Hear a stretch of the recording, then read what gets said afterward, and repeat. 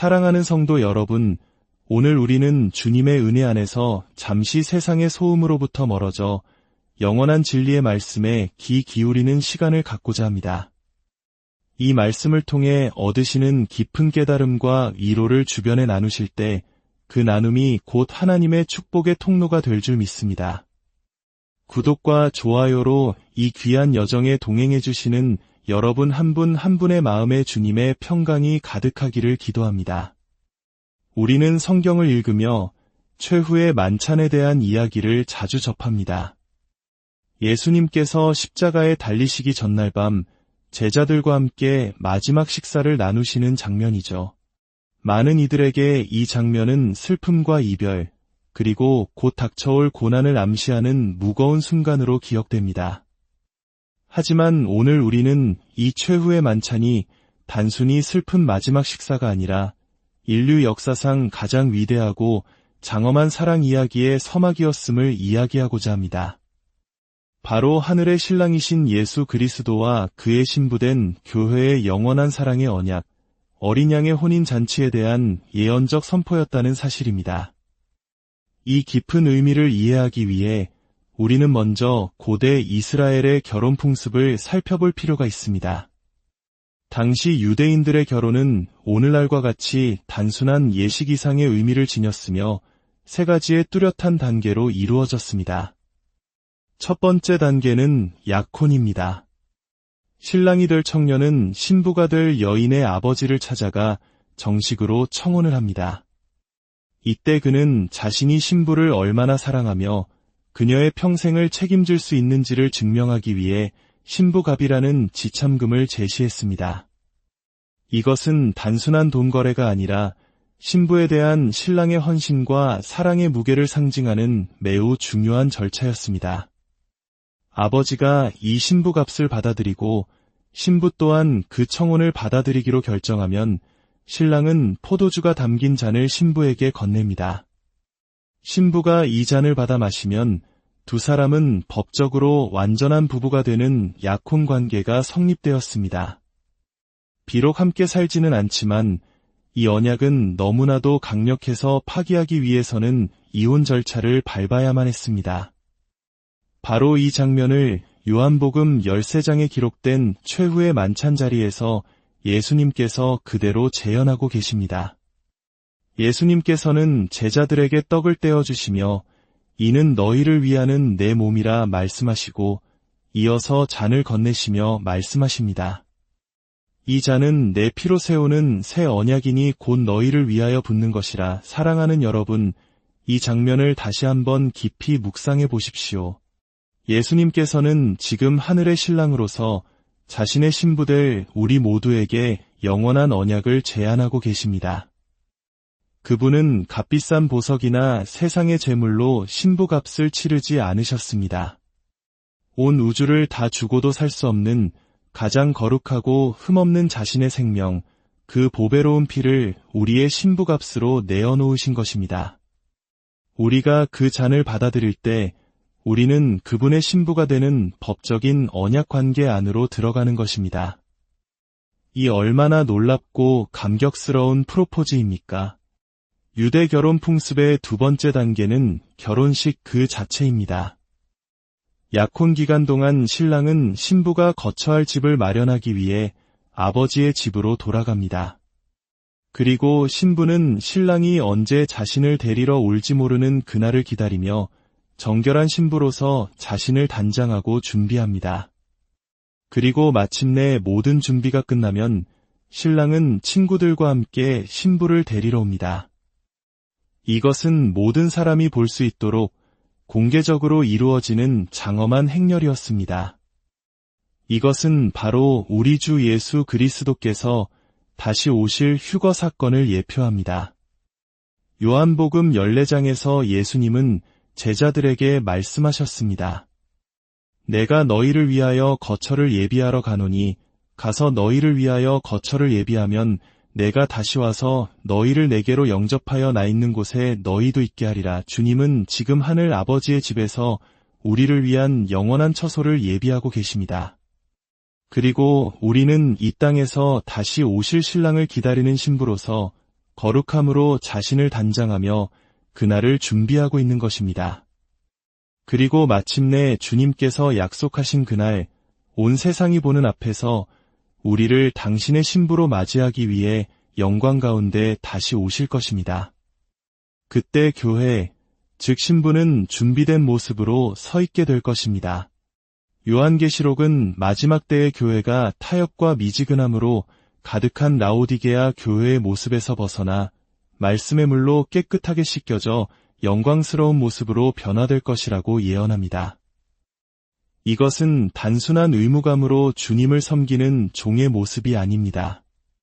신랑의 마음에 가득한 사랑과 그분의 애틋한 마음을 깨달아 그 사랑 안에서 모든 두려움과 수치심, 죄책감을 씻어내고 오직 신랑을 향한 사랑과 기쁨으로 충만한 신부의 모습입니다.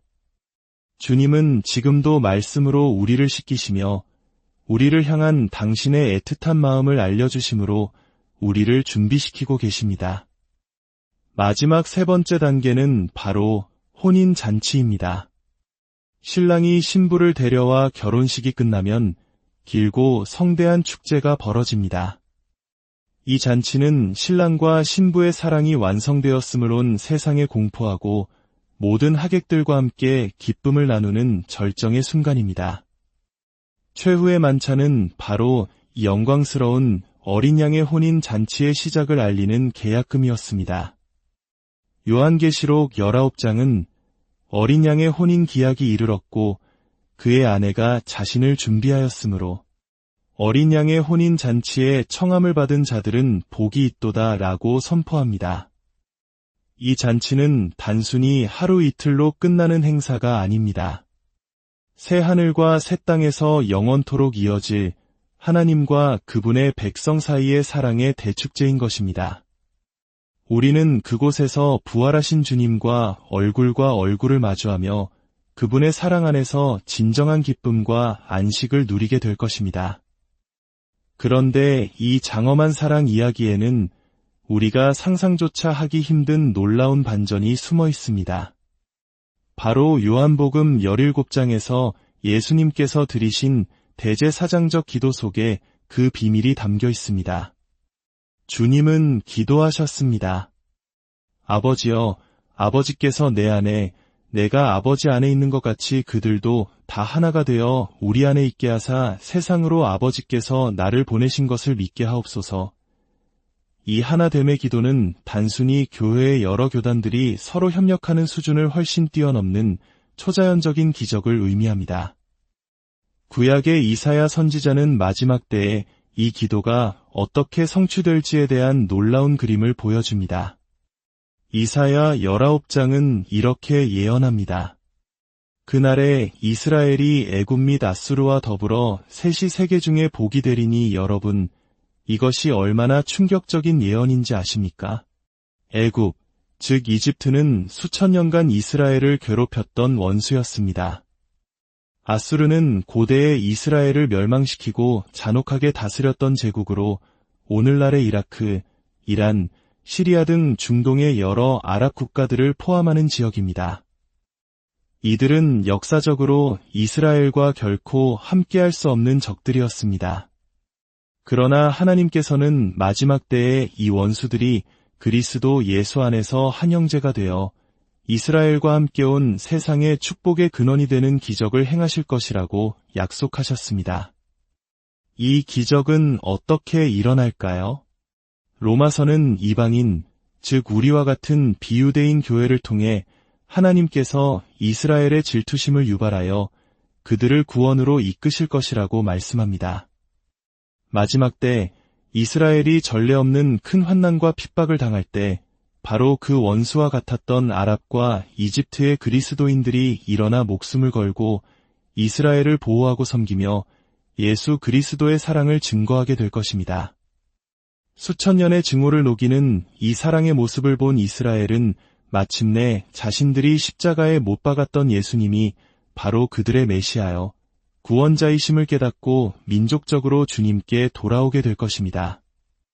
이것이 바로 아브라함의 깨어진 가문, 즉 이삭과 이스마엘의 후손들이 그리스도의 피 안에서 하나가 되는 하나님의 위대한 가족 계획입니다.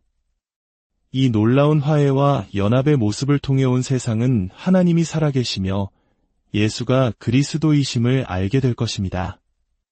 그리고 하나님께서 아들 예수를 사랑하신 것과 똑같은 사랑으로 우리를 사랑하신다는 사실을 목도하게 될 것입니다. 사랑하는 성도 여러분, 우리가 참여했던 최후의 만찬, 즉 성찬식은 바로 이 영광스러운 미래를 향한 약속의 표입니다. 그것은 슬픈 이별의 의식이 아니라 신랑 되신 주님께서 우리에게 주신 사랑의 언약이며 곧 다가올 영원한 혼인잔치에 대한 가슴 벅찬 초대장입니다. 우리는 지금 신랑을 기다리는 신부의 시대를 살아가고 있습니다. 때로는 이 기다림이 길고 힘들게 느껴질 수 있습니다. 세상의 환난과 개인적인 고난 속에서 우리의 믿음이 흔들릴 때도 있을 것입니다. 그러나 기억하십시오. 우리의 신랑 되신 주님은 신실하십니다.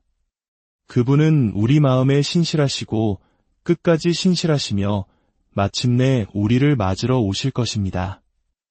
그분은 우리를 결코 연약하고 부족한 모습 그대로 내버려 두지 않으십니다. 매일매일 사랑의 말씀으로 우리를 씻기시고 우리를 보듬으시며 당신의 영광스러운 신부로 빚어가고 계십니다. 우리의 역할은 그분의 사랑 안에 거하며 그 사랑으로 서로를 사랑하고 아직 주님을 알지 못하는 세상에 위대한 사랑의 이야기를 증거하는 것입니다. 이제 우리 함께 기도하겠습니다. 사랑과 은혜가 풍성하신 하나님 아버지, 오늘 말씀을 통해 최후의 만찬에 담긴 놀라운 사랑의 비밀과 영원한 소망을 깨닫게 하시니 감사합니다. 우리가 단순히 구원받은 죄인을 넘어 하늘의 신랑이신 예수 그리스도의 지극히 사랑받는 신부임을 알게 하여 주시옵소서. 이 세상의 어떤 고난과 역경 속에서도 다시 오실 주님을 기다리는 거룩한 신부로서의 정체성을 잃지 않게 하시고 날마다 말씀의 물로 씻기어 정결하고 흠없는 모습으로 단장되게 하여 주옵소서. 우리에게 맡겨주신 이 땅에서의 시간 동안 원수마저 사랑으로 품는 그리스도의 사랑을 실천하게 하시고 깨어진 세상 속에서 화평을 이루는 자들로 사용하여 주시옵소서. 마침내 어린 양의 혼인잔치가 열리는 그 영광의 날에 우리 모두가 기쁨으로 주님을 맞이하게 될 줄 믿사오며 우리를 영원히 사랑하시는 신랑 예수 그리스도의 이름으로 기도드립니다.